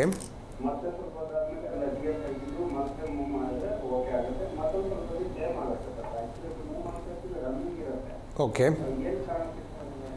ತಮ್ಮ ವಯಸ್ಸು ಎಷ್ಟಪ್ಪ? ಓಕೆ. ಸ್ಮೋಕ್ ಏನಾದರೂ ಮಾಡ್ತೀರಾ ತಾವು? ನೋಡಿ, ಜನರಲಿ ಈ ಥರ ಈ ಕೈಯಲ್ಲಿ ಜೋಮ್ ಬಂದಾಗ ಅಲ್ಲೊಂದು ನರ ಇರುತ್ತೆ, ಇದಕ್ಕೆ ನಾವು ಮೀಡಿಯನ್ ನರ್ವ್ ಅಂತ ಹೇಳ್ತೀರಿ. ಸೊ ಆ ಮೀಡಿಯನ್ ನರ್ವ್ ಮೇಲೆ ಕಂಪ್ರೆಷನ್ ಜಾಸ್ತಿ ಆದಾಗ ಈ ಥರ ಜೋಮ್ ಬರ್ಬೋದು. ನಂತರ ಮತ್ತೆ ನೀವು ಕೈ ತೆಗೆದಾಗ ಒಂದು 30 ಸೆಕೆಂಡ್, 1 ನಿಮಿಷದಲ್ಲಿ ಮತ್ತೆ ಬ್ಲಡ್ ಸರ್ಕ್ಯುಲೇಷನ್ ಇಂಪ್ರೂವ್ ಆಗುತ್ತೆ. ನಂತರ ಮತ್ತೆ ನಿಮಗೆ ಆ ಒಂದು ಸಮಸ್ಯೆ ಇರೋದಿಲ್ಲ. ಮತ್ತೆ ಅದ್ರ ಮೇಲೆ ಪ್ರೆಷರ್ ಬೀಳ್ತಾ ಹೋದಾಗ ಮತ್ತೆ ಅದೇ ಥರ ಜೋಮ್ ಬರುತ್ತೆ. ಸೊ ಇದಕ್ಕೆ ತಾವು ಮಾಡಬೇಕಾಗಿರೋದು, ಒಂದು ವೇಳೆ ನಿಮ್ಮ ಹ್ಯಾಂಡಲ್ ಮೇಲೆ ಪ್ರೆಷರ್ ಜಾಸ್ತಿ ಕರೆಕ್ಟಾಗಿರಲಿಲ್ಲ, ಪ್ರೆಷರ್ ರೈಟ್ ಹ್ಯಾಂಡ್ ಮೇಲೆ ಹೆಚ್ಚಾಗಿ ಬೀಳ್ತಿದ್ರೆ ಈ ಒಂದು ಸಮಸ್ಯೆ ಆಗಬಹುದು. ನಂತರ ನಿಮ್ಮ ಕೈನ ಮಸಲ್ಸ್ ಒಂದು ವೇಳೆ ವೀಕ್ ಇದ್ದರೂ ಕೂಡ ಈ ಒಂದು ತೊಂದರೆ ಆಗಬಹುದಪ್ಪ. ಸೊ ಸಿಂಪಲ್ ಎಕ್ಸಸೈಸ್ ಮಾಡಿ, ಇದರ ಜೊತೆ ಸ್ವಲ್ಪ ಸ್ಟ್ರೆಚಿಂಗ್ ಎಕ್ಸಸೈಸ್ ಮಾಡಿ, ಡೆಫಿನೆಟ್ಲಿ ಈ ಒಂದು ಸಮಸ್ಯೆ ಸರಿ ಹೋಗುತ್ತೆ. ಸೊ ಇದಾದರೂ ಕೂಡ ಕಡಿಮೆ ಆಗ್ತಿಲ್ಲ ಅಂದರೆ ಕೈ ಭಾಗದಲ್ಲಿ ಒಂದು ರಕ್ತದ ಫ್ಲೋ ಹೇಗಿದೆ ಅಂತ ಒಂದು ನೋಡೋದಕ್ಕೆ ಒಂದು ಸ್ಟಡಿ ಬರುತ್ತೆ. ಇದಕ್ಕೆ ನಾವು ಒಂದು ಟೆಸ್ಟ್ ಬರುತ್ತೆ, ಇದಕ್ಕೆ ನರ್ವ್ ಕಂಡಕ್ಷನ್ ಸ್ಟಡಿ ಅಂತ ಹೇಳ್ತೀರಿ. ಸೊ ಈ ಒಂದು ಪರೀಕ್ಷೆ ಮಾಡಿಸಿ, ಅದ್ರಲ್ಲಿ ಒಂದು ವೇಳೆ ಏನಾದರೂ ಪಾಸಿಟಿವ್ ಇದ್ದರೆ ಇದಕ್ಕೆ ನಾವು ಮೆಡಿಸಿನ್ಸ್ ಕೊಡಬೇಕಾಗತ್ತೆ. ಅದರ್ವೈಸ್ ಸಿಂಪಲ್ ಎಕ್ಸಸೈಸಲ್ಲಿ ಈ ಒಂದು ಸಮಸ್ಯೆ ಸರಿ ಹೋಗುತ್ತಪ್ಪ. Thank you Prashant. ಈಗ ಇನ್ನೊಬ್ರು ಕಾಲರ್ ಇದ್ದಾರೆ, ಸಬಿನಾ ಭಾನು ಅಂತ. ಕೇಳಿಸ್ತಾ ಇದೆಯಾ ಸಬಿನಾ ಭಾನು? ಮೇಡಮ್, ಕೇಳಿಸ್ತಾ ಇದೆಯಮ್ಮ? ಹಾ, ಕೇಳಿಸ್ತಾ ಇದೆ ಮೇಡಮ್. ಹಾ, ಡಾಕ್ಟರ್ ಇದ್ದಾರೆ, ಮಾತಾಡಿ. Hello, hello doctor. ಹೇಳಿ ಮೇಡಮ್. ಡಾಕ್ಟರ್, ನಮ್ಮ ಅಪ್ಪನಿಗೆ 55 ವರ್ಷ. ಓಕೆ. 2 ಮಂಡಿನೂ ನೋವು ಬರ್ತಾ ಇತ್ತು. ಅದಕ್ಕೆ ನಾವು ಎಕ್ಸ್ಟ್ರಾ ತೆಗ್ಸಿದೀವಿ. ಓಕೆ. ಅಲ್ಲಿ ಮಂಡಿ ಸೌದೋಗಿದೆ ಅಂತ ಹೇಳಿದ್ರು, ಬಟ್ ಅಷ್ಟೊಂದು ಸೌದೋಗಿಲ್ಲ ಅಂತ ಹೇಳಿದ್ರು. ಓಕೆ. ಡಾಕ್ಟರ್ ಹೇಳ್ತಾ ಇದಾರೆ ಅದನ್ನ ಆಪರೇಷನ್ ಮಾಡಿಸ್ಬೇಕು ಅಂತ ಇದ್ದಾರೆ. ಓಕೆ. ಇನ್ನೊಂದು ಬೇಡ ಅಂತಾರೆ. ಓಕೆ. ನೋಡಿಮ್ಮ, ಏನ್ ಸಜೆಷನ್ ಸರ್? ಓಕೆ. ನೋಡಿ, ಈ ಮಂಡಿ ಸೌದೋಗಿದ್ರೆ ಇದಲ್ಲೂ ಕೂಡ ನಾನು ಆಗಲೇ ಹೇಳ್ದಂಗೆ ಸ್ಟೇಜಸ್ ಇರತ್ತಮ್ಮ. ಸೊ ಒಂದು ವೇಳೆ ಅದು ಪೂರ್ತಿ ಫ್ಯೂಸ್ ಆಗಿಬಿಟ್ಟಿದ್ರೆ, ಮಂಡಿ ಮರ್ಚಕ್ಕೆ ಆಗ್ತಾ ಇಲ್ಲ, ಆ ಸ್ಟೇಜಲ್ಲಿ ಔಷಧಿಯಿಂದ ಅದನ್ನು ಸರಿ ಮಾಡೋದು ಸ್ವಲ್ಪ ಕಷ್ಟ ಆಗಬಹುದು. ಒಂದು ವೇಳೆ ಮೈಲ್ಡ್ ಟು ಮಾಡ್ರೇಟ್ ಡಿಜೆನರೇಷನ್ ಇದ್ದರೆ ಇದಕ್ಕೆ ಎಕ್ಸಸೈಸ್ ಇರಬಹುದು, ಅದರ ಜೊತೆ ಆಹಾರದಲ್ಲಿ ಹೆಚ್ಚಾಗಿ ಹಾಲಿರಬಹುದು. ಒಂದು ವೇಳೆ ತಾವು ಮೊಟ್ಟೆ ತಿನ್ನೋರಿದ್ದರೆ ಬೇಯಿಸಿರೋ ಮೊಟ್ಟೆ ತಿನ್ನೋದಿರಬಹುದು. ವೆಯ್ಟ್ ರಿಡಕ್ಷನ್ ಮಾಡ್ತಾ ಇದಕ್ಕೆ ಸರ್ಟನ್ ಹೋಮಿಯೋಪತಿ ಹೋಮಿಯೋಪತಿ ಚಿಕಿತ್ಸೆ ಇರುತ್ತೆ. ಸೊ ಆ ಚಿಕಿತ್ಸೆ ತಗೊಂಡ್ರೆ ಡೆಫಿನೆಟ್ಲಿ ಈ ಒಂದು ಮಂಡಿ ನೋವನ್ನ ನಾವು ಆಪ್ರೇಷನ್ ಇಲ್ಲದೆ ಇದನ್ನು ನಾವು ಹಾಗೆ ಕ್ರಮೇಣ ಮ್ಯಾನೇಜ್ ಮಾಡ್ತಾ ಬರಬಹುದಮ್ಮ. ಸೊ ಆ ಎಕ್ಸ್ರೇಲಿ ಅಷ್ಟು ಜಾಸ್ತಿ ಚೇಂಜಸ್ ಇರಲಿಲ್ಲ ಅಂದರೆ ಡೆಫಿನೆಟ್ಲಿ ವಿತ್ ಮೆಡಿಸಿನ್ಸ್ ಇದನ್ನು ನಾವು ಸರಿ ಮಾಡಬಹುದಮ್ಮ. Thank you sir Bhinnabanu. ಯಾವ್ಯಾವ ಫುಡ್ಡನ್ನು ಪತ್ತೆ ಮಾಡಬೇಕು ಅಂತ ಹೇಳ್ತಾ ಇದ್ರಿ ಸರ್, ನೀವು ಮುಂದುವರಿಸಿ. ಸೊ ಗೌಟಲ್ಲಿ ಯೂರಿಕ್ ಆ್ಯಸಿಡ್ ಅಂತ ಇರುತ್ತೆ. ಸೊ ಈ ಯೂರಿಕ್ ಆ್ಯಸಿಡ್ ಹೆಚ್ಚಾಗೋದು ತುಂಬ ಜಾಸ್ತಿ ಪ್ರೋಟೀನ್ ತಗೊಂಡಾಗ ಈ ಒಂದು ಸಮಸ್ಯೆ ಹೆಚ್ಚಾಗಬಹುದು. ಲೈಕ್ ತುಂಬ ಜಾಸ್ತಿ ನಾವು ಕಾಳುಗಳನ್ನ ತೊಗೊಳೋದಿರಬಹುದು, ಸ್ಪ್ರೌಟ್ಸ್ ಜಾಸ್ತಿ ತಿಂದರೆ, ತುಂಬ ಜಾಸ್ತಿ ಮಾಂಸ ತಿಂದಾಗ ಅಥವಾ ಆಲ್ಕೋಹಾಲ್ ಜಾಸ್ತಿ ತೊಗೊಂಡಾಗ ಈ ಒಂದು ಸಮಸ್ಯೆ ಹೆಚ್ಚಾಗಬಹುದು. ಅದೇ ಥರ ನಾವು ನೋಡ್ತೀರಿ ಆಲೂಗಡ್ಡೆ ತೊಗೊಂಡಾಗ ಅಥವಾ ಬದನೆಕಾಯಿ ತೊಗೊಂಡಾಗ ಸಾಕಷ್ಟು ಜನದಲ್ಲಿ ಮಂಡಿ ನೋವು ಹೆಚ್ಚಾಗಬಹುದು. ಸಂತೋಷ್ ಹೇಳಿ, ಕೇಳಿಸ್ತಾ ಇದೆಯಾ? ಹಲೋ ಸಂತೋಷ್ ಕೇಳಿಸ್ತಾ ಇದೆಯಾ? ಹಾ ಕೇಳಿಸ್ತಾ ಇದೆ. ಎಲ್ಲಿಂದ ಕರೆ ಮಾಡಿರೋದು? ನಾ ಗುಲ್ಬರ್ಗದಿಂದ ಸಂತೋಷ್. ಡಾಕ್ಟರ್ ಇದ್ದಾರೆ, ಮಾತಾಡಿ. ಹಲೋ ಹಲೋ ಸರ್, ನಮಸ್ಕಾರ ಸರ್. ನಮಸ್ತೆ ಸರ್. ಏನಿಲ್ಲ ಸರ್, ನನಗೆ ವೈರಲ್ ಫೀವರ್ ಆಗಿತ್ತು ನನಗೆ. ಓಕೆ. ಇವಾಗ ಏನಾಗಿದೆ ಸರ್, ಕಾಲು ಸ್ವಲ್ಪ ಊದ್ಕೊಂಡಿದೆ. ಓಕೆ. 1 ತಿಂಗಳಾಯ್ತು ಸರ್. ಆಮೇಲೆ ಕೈಗಳೆಲ್ಲ ಪೇನ್ ಆಗ್ತಾ ಇದೆ ಸರ್. ಇವು ಅದು ಆಕ್ಚುಲಿ ಅದು ಕಮ್ಮಿ ಅಂದ್ರೆ ಅದು ಡೆಕ್ಲೋಫೆನಿಕ್ ಎಲ್ಲ ಟ್ಯಾಬ್ಲೆಟ್ ತಗೋತಾ ಇದ್ದೀನಿ, ಬಟ್ ಇನ್ನೂ ಕಮ್ಮಿ ಆಗ್ತಿಲ್ಲ ಸರ್. ಅದಕ್ಕೆ ಏನಾದರೂ ಪರಿಹಾರ ಸರ್? ಓಕೆ ನೋಡಿ, ಜನರಲಿ ಪೋಸ್ಟ್ ವೈರಲ್ ಆದಮೇಲೆ ಒಬ್ಬೊಬ್ಬರಲ್ಲಿ ನಾವು ನೋಡ್ತಿದ್ದೇವೆ ಒಂದು 1 ವೀಕಲ್ಲೇ ಈ ಒಂದು ಸಮಸ್ಯೆ ಸರಿ ಹೋಗಿಬಿಡುತ್ತೆ. ಬಟ್ ಸರ್ಟನ್ ಇಂಡಿವಿಜುವಲ್ಸ್ಲಿ ಅದು 1 ತಿಂಗಳಿಂದ ಇರದೆ 6 ತಿಂಗಳವರೆಗೂ ಈ ಥರ ಇರಬಹುದು. ಸೊ ಈಗ ನಿಮಗೆ ಫೀವರ್ ಇಲ್ಲ, ಬರೀ ಪೇಯ್ನ್ ಇದೆ ಅಂತ ಹೇಳ್ತಿದ್ದೀರಾ. ಸೊ ಇದಕ್ಕೆ ಜಾಸ್ತಿ ತಾವು ಡೈಕ್ಲೋಫೆನಾಕ್ನ ಜಾಸ್ತಿ ಯೂಸ್ ಮಾಡಬೇಡಿ. ಸೊ ತಾವು ನೀರು ಹೆಚ್ಚಾಗಿ ಉಪಯೋಗಿಸಿ. ಅಟ್ಲೀಸ್ಟ್ ದಿನಕ್ಕೆ ಒಂದು 3.5 to 4 ಲೀಟರ್ಸ್ ಅಷ್ಟು ನೀರನ್ನ ತಾವು ಯೂಸ್ ಮಾಡಿ. ಇದನ್ನು ತಾವು ಮಾಡಿದಾಗ ಗ್ರ್ಯಾಜುಲಿ ನಿಮ್ಮ ವೈರಲ್ ಲೋಡ್ ಏನಿರುತ್ತೋ ಆ ವೈರಲ್ ಲೋಡ್ ಕಡಿಮೆ ಆಗ್ತಾ ಹೋದಾಗ ಈ ಪೇಯ್ನ್ಸ್, ಪೋಸ್ಟ್ ವೈರಲ್ ಪೇಯ್ನ್ಸ್ ಏನಿರುತ್ತೋ ಇದು ಗ್ರ್ಯಾಜುಲಿ ಕಡಿಮೆ ಆಗುತ್ತೆ. ವಿತ್ ದಟ್ ಇದಕ್ಕೆ ಸರ್ಟನ್ ಹೋಮಿಯೋಪತಿ ಮೆಡಿಸಿನ್ಸ್ ಇರುತ್ತೆ. ಆ ಮೆಡಿಸಿನ್ಸ್ ತಾವು ಯೂಸ್ ಮಾಡಿದ್ರೆ ಡೆಫಿನೆಟ್ಲಿ ಈ ಒಂದು ಸಮಸ್ಯೆ ಸರಿ ಆಗ್ತಾ ಹೋಗುತ್ತೆ. ಹೆಚ್ಚಾಗಿ ತಾವು ಕ್ಯಾಲ್ಶಿಯಂ ರಿಚ್ ಫುಡ್ನ ತಗೊಳ್ಳಿ. ಲೈಕ್ ಹಾಲು ಇರಬಹುದು, ಸೋಯಾ ಇರಬಹುದು. ಒಂದು ವೇಳೆ ತಾವು ಮೊಟ್ಟೆ ತಿನ್ನೋರಿದ್ದರೆ ಬೇಯಿಸಿರೋ ಮೊಟ್ಟೆ ಯೂಸ್ ಮಾಡಿ, ಡೆಫಿನೆಟ್ಲಿ ಹೆಲ್ಪ್ ಆಗುತ್ತಪ್ಪ. Thank you Santosh. ಸರ್, ಇನ್ನು ಸಂಧಿವಾತ ಅಂತ ಬಂದಾಗ ನಿಮ್ಮ ಹೋಮಿಯೋಪತಿಯಲ್ಲಿ ಯಾವ ರೀತಿಯಾದಂತಹ ಟ್ರೀಟ್ಮೆಂಟ್ಗಳಿವೆ? ಬೇಸಿಕ್ಲಿ ಈ ಒಂದು ಆರ್ಥ್ರೈಟಿಸ್ನ ನಾವು ಡಯಾಗ್ನೋಸ್ ಮಾಡಿದ ನಂತರ ಇದಕ್ಕೆ ನಾವು ಒಂದು ಕಾನ್ಸ್ಟಿಟ್ಯೂಷನಲ್ ಥೆರಪಿ ಅಂತ ಒಂದು ಚಿಕಿತ್ಸೆ ಕೊಡ್ತೀರಿ. ಸೊ ಕಾನ್ಸ್ಟಿಟ್ಯೂಷನಲ್ ಥೆರಪಿ ಅಂತ ಹೇಳಿದ್ರೆ ಲೈಫ್ ಸ್ಟೈಲ್ ಹೇಗಿದೆ, ಅವರ ಫಿಸಿಕಲ್ ಅಟ್ರಿಬ್ಯೂಟ್ಸ್ ಹೇಗಿದೆ, ಅವರ ಮೆಂಟಲ್ ಅಟ್ರಿಬ್ಯೂಟ್ಸ್ ಹೇಗಿದೆ, ಅವರ ಫ್ಯಾಮಿಲಿ ಹಿಸ್ಟ್ರಿಯಲ್ಲಿ ಯಾರಿಗಾದರೂ ಈ ಥರದ ಒಂದು ಸಮಸ್ಯೆ ಇದೆಯಾ, ಇವನ್ನೆಲ್ಲ ಅನಲೈಸ್ ಮಾಡ್ತಾ ಸರ್ಟನ್ ಮೆಡಿಕೇಷನ್ಸ್ನ ನಾವು ಸೆಲೆಕ್ಟ್ ಮಾಡ್ತೀರಿ. ಸೊ ಈ ಮೆಡಿಸಿನ್ಸ್ ನಾವು ಕೊಡ್ತಾ ಹೋದಾಗ ನಮ್ಮ ದೇಹದಲ್ಲಿ ಏನು ಒಂದು ಇಂಬ್ಯಾಲೆನ್ಸ್ ಆಗಿರುತ್ತೋ, ಲೈಕ್ ಫಾರ್ ಎಕ್ಸಾಂಪಲ್ ಈ ಒಂದು ಮಂಡಿಯ ಭಾಗದಲ್ಲಿ ಊತ ಬರೋದಿರಬಹುದು, ನೋವು ಇರೋದಿರಬಹುದು, ಇದು ಕ್ರಮೇಣ ಕಡಿಮೆ ಆಗ್ತಾ ಹೋಗುತ್ತೆ. ಸೊ ಈ ಒಂದು ಕಾನ್ಸ್ಟಿಟ್ಯೂಷನಲ್ ಥೆರಪಿ ಜೊತೆ ನಾವೇನೊಂದು ಡಯಟ್ ಆ್ಯಂಡ್ ಎಕ್ಸಸೈಸ್ ಹೇಳಿರ್ತೀರೋ ಈ ಒಂದು ಡಯಟ್ ಆ್ಯಂಡ್ ಎಕ್ಸಸೈಸ್ ಫಾಲೋ ಮಾಡ್ತಾ ಹೋದರೆ ಆಸ್ಟಿಯೋ ಆರ್ಥ್ರೈಟಿಸ್ ಇರಬಹುದು ಅಥವಾ ರುಮೆಟೆಡ್ ಆರ್ಥ್ರೈಟಿಸ್ ಇರಬಹುದು, ಇದನ್ನು ನಾವು ಈ ಒಂದು ಕಾನ್ಸ್ಟಿಟ್ಯೂಷನಲ್ ಥೆರಪಿ ಮುಖಾಂತರ ತುಂಬ ಚೆನ್ನಾಗಿ ನಾವು ಟ್ರೀಟ್ ಮಾಡಬಹುದು. ಈಗ 10 ಜನ ಆಸ್ಟಿಯೋ ಆರ್ಥ್ರೈಟಿಸ್ ಪೇಷಂಟ್ಸ್ ಇದ್ದರೆ 10 ಜನಕ್ಕೂ ಔಷಧಿ ಒಂದೇ ಇರೋದಿಲ್ಲ. ಇನ್ನೊಬ್ರು ಕಾಲರ್ ಕರೆ ಮಾಡಿದರೆ ಮಾತಾಡೋಣ. ಜಾನ್, ಕೇಳಿಸ್ತಾ ಇದೆಯಾ? ಸರ್ ಹೇಳಿ ಮೇಡಮ್. ಎಲ್ಲಿಂದ ಕರೆ ಮಾಡಿರೋದು? Yadgiri district madam, Yadgiri. Doctor ಇದ್ದಾರೆ, ಮಾತಾಡಿ. ಹಲೋ ಸರ್, ನಮಗೆ ಮೊಳಕಾಲು ನೋವು, ಕುಂತ್ರ ಎದ್ರ ಭಾಳ ಬ್ಯಾನೆ ಆಗ್ತವೆ ಸರ್. ಓಕೆ. ಯಾವಾಗ? ಏನು ಇದು 1 ವರ್ಷ 2 ವರ್ಷ ಆಯ್ತು ನೋಡಿ ಸರ್. ಓಕೆ. ಎಕ್ಸ್ರೇ ಏನಾದರೂ ಮಾಡಿಸಿದ್ದೀರಪ್ಪ? ಏನು ಮಾಡಿಸಿಲ್ಲ ಸರ್, ಏನು ಮಾಡಿಸಿಲ್ಲ. ತಿರುಗಾಡ್ತೀನಿ ಬೇಕಾದಂಗ, ನೋವು ಓಡೋದಾಗಲ್ಲ, ಭಾಳ ಇದಾಗ್ತೈತೆ ನೋವು. ಓಕೆ ನೋಡಿ, ಈ ಥರ ನಿಮಗೆ ಈ ಥರ ಟೊಂಕ್ ಬ್ಯಾಣೆ ಆಗ್ತಿದ್ರೆ ಇದನ್ನು ಹಾಗೆ ಬಿಡೋಕ್ಕೆ ಹೋಗಬೇಡಿ. ಇದು ಬಿಟ್ಟರೆ ಇದು ಹೆಚ್ಚಾಗ್ತಾ ಹೋಗುತ್ತೆ. ಸೊ ಈ ನಿಮಗೆ ನೋವು ಏನಕ್ಕೆ ಬರ್ತಾ ಇದೆ, ಒಂದು ವೇಳೆ ನಿಮ್ಮ ಮೂಳೆ ಸೌದೋಗ್ಬಿಟ್ಟಿದೆಯಾ ಅಥವಾ ನಿಮ್ಮ ದೇಹದಲ್ಲಿ ಕ್ಯಾಲ್ಶಿಯಂ ಕೊರತೆ ಆಗಿದೆಯಾ, ಇದನ್ನು ನೋಡೋದಕ್ಕೆ ತುಂಬ ಇಂಪಾರ್ಟೆಂಟ್. ಈ ಒಂದು ರಕ್ತದ ಪರೀಕ್ಷೆ ಇರಬಹುದು, ಎಕ್ಸ್ರೇ ಇರಬಹುದು, ಇದನ್ನು ದಯವಿಟ್ಟು ಇಮಿಡಿಯೇಟಾಗಿ ಮಾಡಿಸಿ. ಸೊ ಇದರಲ್ಲಿ ಏನು ಚೇಂಜಸ್ ಬರುತ್ತೋ ಅದರ ತಕ್ಕಂಗೆ ಇದಕ್ಕೆ ಚಿಕಿತ್ಸೆ ಕೊಟ್ಟರೆ, ಒಂದು ವೇಳೆ ನಿಮ್ಮ ದೇಹದಲ್ಲಿ ಕ್ಯಾಲ್ಶಿಯಂ ಕೊರತೆ ಆಗಿದ್ದರೆ ಇದಕ್ಕೆ ಕ್ಯಾಲ್ಶಿಯಂ ರಿಚ್ ಆಹಾರ ಇರಬಹುದು ಅಥವಾ ಅದಕ್ಕೆ ತಕ್ಕಂಗೆ ನಾವು ಮಾತ್ರೆ ಕೊಟ್ಟರೆ ಆ ಒಂದು ಸಮಸ್ಯೆ ಸರಿ ಹೋಗುತ್ತೆ. ಒಂದು ವೇಳೆ ಮೂಳೆ ಸೌದೋಗ್ತಾ ಇದ್ದರೆ ಇದಕ್ಕೆ ಸರ್ಟನ್ ಬೇರೆ ಥರದ ಒಂದು ಚಿಕಿತ್ಸೆ ಇರುತ್ತೆ. ಆ ಒಂದು ಚಿಕಿತ್ಸೆ ತೊಗೊಂಡ್ರೆ ಡೆಫಿನೆಟ್ಲಿ ಒಂದು ಸಮಸ್ಯೆ ಸರಿ ಆಗ್ತಾ ಹೋಗುತ್ತಪ್ಪ. Thank you John. ಸರ್, ಕಾರ್ಯಕ್ರಮಕ್ಕೆ ಭಾಗಿಯಾಗಿ ಸಂಧಿವಾತದ ಸಮಸ್ಯೆ ಬಗ್ಗೆ ತಿಳಿಸ್ಕೊಟ್ಟಿದ್ದೀರಾ, ಹಾಗಾಗಿ ನಿಮಗೆ ಧನ್ಯವಾದಗಳು. My pleasure. ನೋಡಿದ್ರಲ್ಲ ವೀಕ್ಷಕರೇ, ನೀವು ಕೂಡ ಇದೇ ರೀತಿಯಾದಂತಹ ಸಮಸ್ಯೆಯಿಂದ ಬಳಲ್ತಾ ಇದ್ರೆ ಸ್ಕ್ರೀನ್ ಮೇಲೆ ಕಾಣಿಸ್ತಿರುವಂತಹ ನಂಬರ್ಗೆ ಕರೆ ಮಾಡಿ ನೇರವಾಗಿ ಡಾಕ್ಟರ್ನ ಭೇಟಿಯಾಗಬಹುದು ಅಂತ ಹೇಳ್ತಾ ನೋಡ್ತಾ ಇರಿ ಜೀ ಕನ್ನಡ ನ್ಯೂಸ್, ಸತ್ಯವೇ ಸುದ್ದಿಯ ಜೀವಾಳ. ವಾಸಿಯಾಗದ ಆರೋಗ್ಯ ಸಮಸ್ಯೆ ನಿಮ್ಮನ್ನ ಕಾಡ್ತಿದೆಯಾ? ಹಾಗಿದ್ರೆ ಚಿಂತೆ ಬಿಡಿ, ನಮ್ಮ ಹೋಮಿಯೋ ಕೇರ್ಗೆ ಬನ್ನಿ. ಹೋಮಿಯೋ ಕೇರ್ ಇಂಟರ್ನ್ಯಾಷನಲ್ ಹಲವು ಆರೋಗ್ಯ ಸಮಸ್ಯೆಗಳಿಗೆ ಸಿಗಲಿದೆ ಸೂಕ್ತ ಪರಿಹಾರ. ನೇರ ಭೇಟಿಗೆ ಸಂಪರ್ಕಿಸಿ 9550001133 1800 10811212.